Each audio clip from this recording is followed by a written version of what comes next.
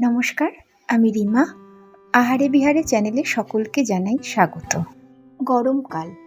গরমকাল মানেই নির্দিষ্ট কতগুলো সবজির মধ্যে আমরা আটকা পড়ে যাই। সেই সবজির মধ্যে একটি অন্যতম কমন সবজি হলো পটল, যার প্রতি অনেকেই ভীষণই তুষ্ট, আবার অনেকে ভীষণই বিরক্ত। কিন্তু ঠাকুর বাড়ির অনেক রেসিপির মধ্যে পটলের একটি অন্যতম রেসিপি হলো দুধমুখ পটল। ভীষণই সুস্বাদু একটি রান্না এবং সম্পূর্ণ নিরামিষ। এই গরমে খেতে যেমন অতি উপাদেয় এবং ভীষণই সহজপাচ্য। আরও একটা কথা, ঠাকুরবাড়ির রান্নার প্রতি আমাদের অর্থাৎ আপামর বাঙালির এক ভীষণই দুর্বলতা, শ্রদ্ধা এবং ভীষণভাবেই কৌতূহল রয়েছে। তাহলে চলো কথা না বাড়িয়ে রেসিপিটি শুরু করা যাক।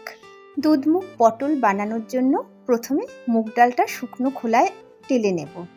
তার জন্য গ্যাসে বসিয়ে দিয়েছি কড়াই। দিয়ে দিচ্ছি 1 কাপের মতন মুগ ডাল।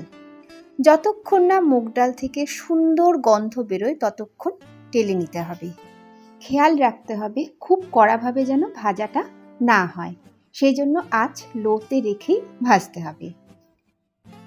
এদিকে মুগ ডাল থেকে সুন্দর গন্ধ বেরোতে শুরু করছে, অর্থাৎ ভাজা কমপ্লিট, আর কিন্তু ভাজবো না।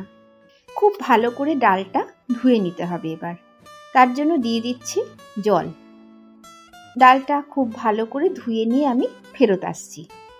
আমি 4 বারের মতন জল পাল্টে পাল্টে ডালটা ধুয়ে নিয়ে ফেরত আসলাম। এবার ডালটা সেদ্ধ করতে হবে। তার জন্য দিয়ে দিচ্ছি পরিমাণ মতন জল। 1 লিটার থেকে সামান্য কম জল দিলাম, কারণ ডালের পরিমাণ তো খুব বেশি না। এবারে এর মধ্যে দিয়ে দিচ্ছি সামান্য লবণ, আর দিচ্ছি 2টো গোটা কাঁচা লঙ্কা।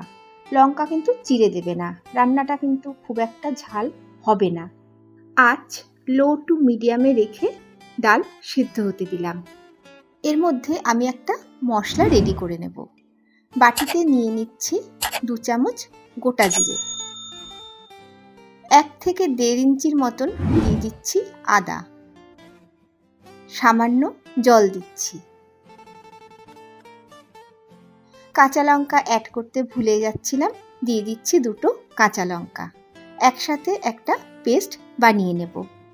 এদিকে ডালটা একটু দেখে নিই।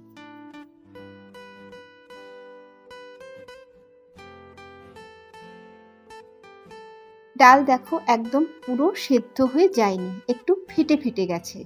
আগেই অতিরিক্ত কিন্তু সেদ্ধ করা চলবে না, ঠিক এরকম ফাটা অবস্থায় রাখতে হবে। এই সময় দিয়ে দিতে হবে পটল।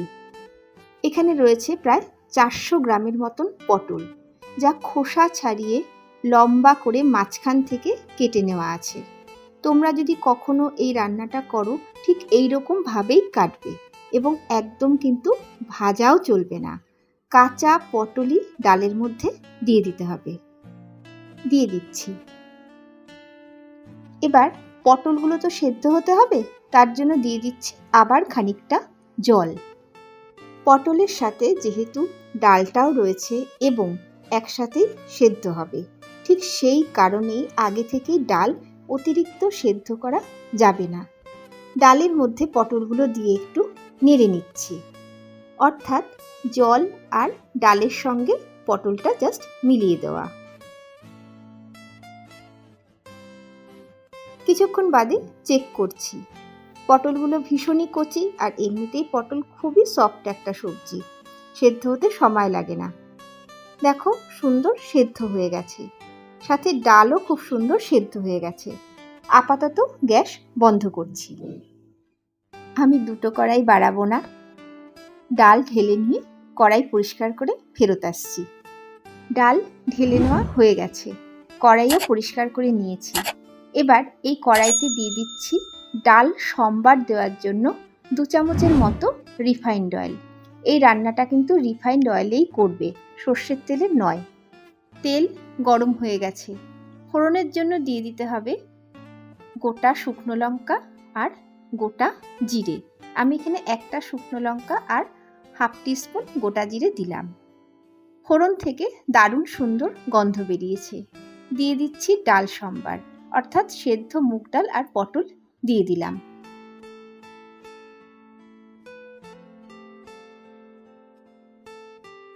একটু নেড়ে নিচ্ছি।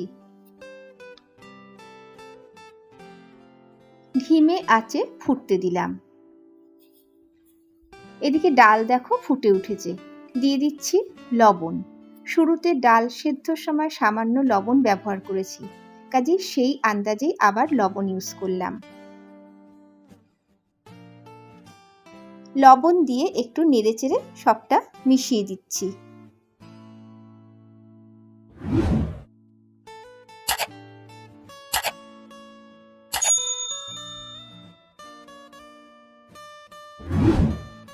এবারে দিয়ে দিচ্ছি 1 চামচ আদা, জিরে আর লঙ্কা বাটা, যেটা শুরুর দিকে তোমরা গোটা অবস্থায় দেখেছো।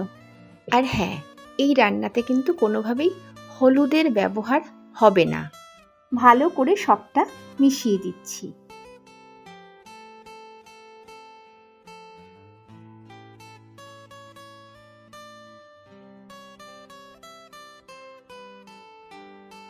এবারে দিয়ে দিচ্ছি আগে থেকে জাল দেওয়া রুম টেম্পারেচারে রাখা 1 বাটি দুধ। এখানে প্রায় 200 ml এর মতো দুধ আছে। সবটা নেড়ে আবারও ভালো করে মিশিয়ে দিতে হবে। দুধ দেওয়া হয়েছে, আজ কিন্তু কোনোভাবেই বাড়তে দেওয়া যাবে না। দিয়ে দিচ্ছি 1 চামচ চিনি।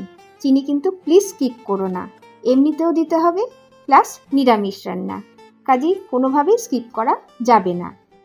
চিনি দিয়েও ভালো করে সবটা নেড়ে মিশিয়ে দিচ্ছি।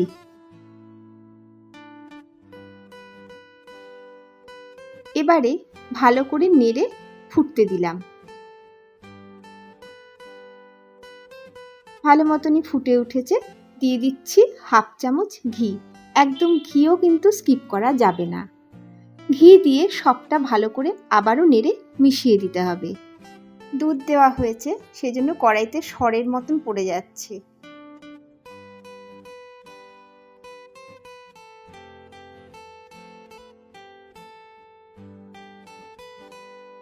ধিমে আঁচে আরও একটু ফুটতে দিলাম।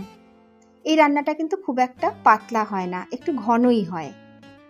দুধ দেওয়া হয়েছে, এমনিতেই ঘন হয়ে যাবে। ভালো মতনই দেখো ফুটে গেছে। গ্যাস বন্ধ করলাম, অর্থাৎ রান্না কমপ্লিট। একটা সার্ভিং বলে ঢেলে নিয়েছি। তাহলে বন্ধুরা, আমার আজকের রেসিপি ঠাকুরবাড়ির দুধমুগ পটল তোমাদের কেমন লাগলো কমেন্ট করে জানিও। যদি ভালো লাগে প্লিজ একবার করে দেখো, সত্যি বড় ভালো খেতে লাগে। আর রান্নাটা তো খুব একটা রিচ না, দুধ দেওয়া হয়েছে মানে এই নয় যে রান্নাটা খুব রিচ হয়ে গেছে। তোমরা খেলেই বুঝতে পারবে যে কি অপূর্ব খেতে লাগে। ভীষণই সহজ পাচ্য, আবারও বলছি তোমরা একবার ট্রাই করতে পারো।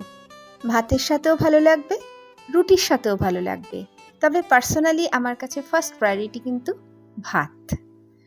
তাহলে আজকের মতো ভিডিও এখানেই শেষ করছি। সবাই ভীষণ ভালো থেকো, আনন্দে থেকো। নমস্কার।